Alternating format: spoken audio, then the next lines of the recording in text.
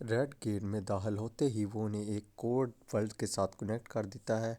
ये देखकर सब बहुत ज़्यादा परेशान हो जाते हैं। वो ए रैंक हंटर सबको काम डाउन रहने के लिए कहता है। संग जिनवो भी ये देख के काफ़ी ज़्यादा परेशान होता है और वो ई रैंक हंटर उससे पूछती है कि ये रेड गेट क्या है, जिस पर उसे बताता है कि ये काफ़ी ज़्यादा खतरनाक गेट होता है। और अभी वो ये बात कर रहे होते हैं कि उन पर हमला हो जाता है और उनका एक साथी मारा जाता है, जबकि दूसरी जो ई रैंक हंटर होती है उसको संग जिनू बचा लेता है।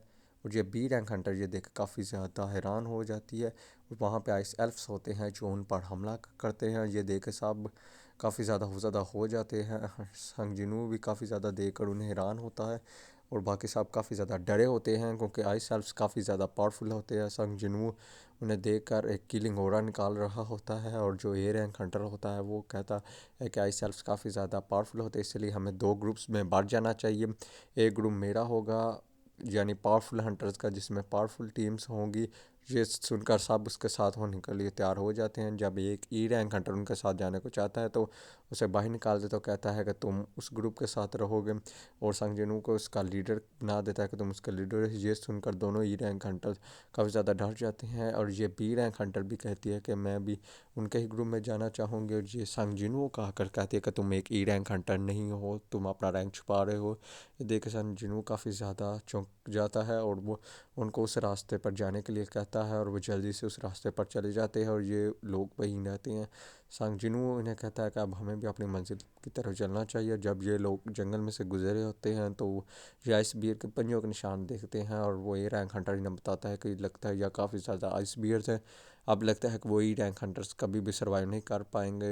वो अभी ये बात कर ही रहे होते हैं कि उन पर आइस बियर्स अटैक कर देते हैं। आज ये देखकर काफ़ी ज़्यादा दूसरे जो होते हैं वो शॉक हो जाते हैं, लेकिन वो ए रैंक हंटर उन पर हमला कर देता है और एक ही बार में उसको ख़त्म कर देता है। ये देखकर दूसरे जो आइस बियर होते हैं वो भी गुस्से में आ जाते हैं, उस पर हमला कर देते हैं।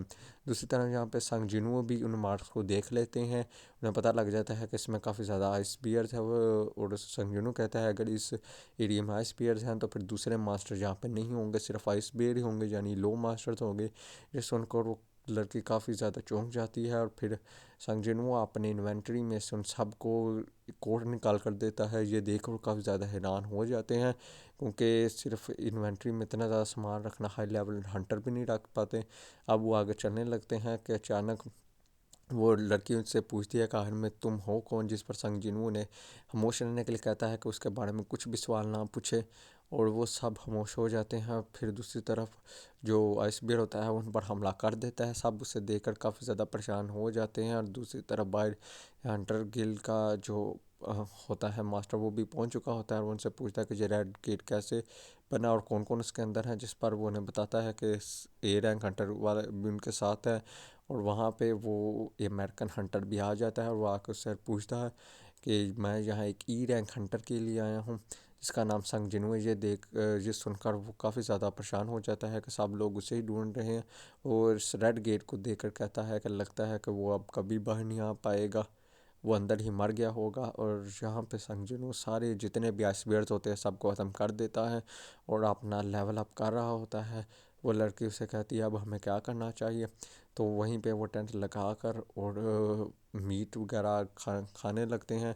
और दूसरी तरफ संग जिनू अपनी डेली रूटीन के लिए, अपनी डेली एक्सरसाइज करने के लिए वहाँ से चला जाता है। और वहाँ पे हमें केव दिखाई जाती है जिसके अंदर काफ़ी ज़्यादा आइस बियर्स होते हैं जो। और दूसरी तरफ संग जिनू होता है जो अपने शेडो सोल्जर्स की मदद से उनको अपने शेडो सोल्जर्स को समन करता है ताकि वो उनसे उनका लड़ाई करवा सके और उन सबको ऑर्डर देता है उनकी पहली जंग लड़ने के लिए। और इग्रेस को भी बुला लेता है और इन सब को ऑर्डर देता है कि जो उनका पहला मिशन है कि वो इन आइस बियर्स को ख़त्म करें। और दोनों आपस में लड़ने लग पड़ते हैं और जो उसके शेडो सोल्जर बहुत तेज़ी से उन आइस बियर्स को ख़त्म कर रहे होते हैं, लेकिन उनका संग जिनू का माना कम होने की वजह से वो आइस बियर्स भी उसके शेडो सोल्जर्स को जल्दी से ख़त्म कर रहे होते हैं। लेकिन वो बार बार माना यूज़ करके दोबारा रीजनरेट हो रहे होते हैं जिसकी वजह से उसका माना काफ़ी ज़्यादा तेज़ी से गिर रहा होता है। दूसरी तरफ उनका लीडर भी आ जाता है जिसे देख संग जिनू काफ़ी ज़्यादा खुश हो जाता है क्योंकि वो काफ़ी पावरफुल लग रहा था। और उनका लीडर एक ही हमले में उसकी आधी से ज़्यादा जो आर्मी होती है शेडो आर्मी को ख़त्म कर देता है।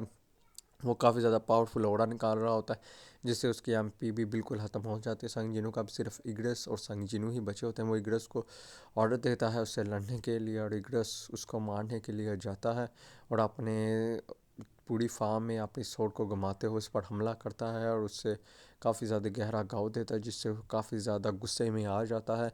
और इग्रस भी उस पर लात बार बार हमला करता है, उससे काफ़ी ज़्यादा जख्मी कर दे, जी देख कर चंग जिनू काफ़ी ज़्यादा हैरान होता है।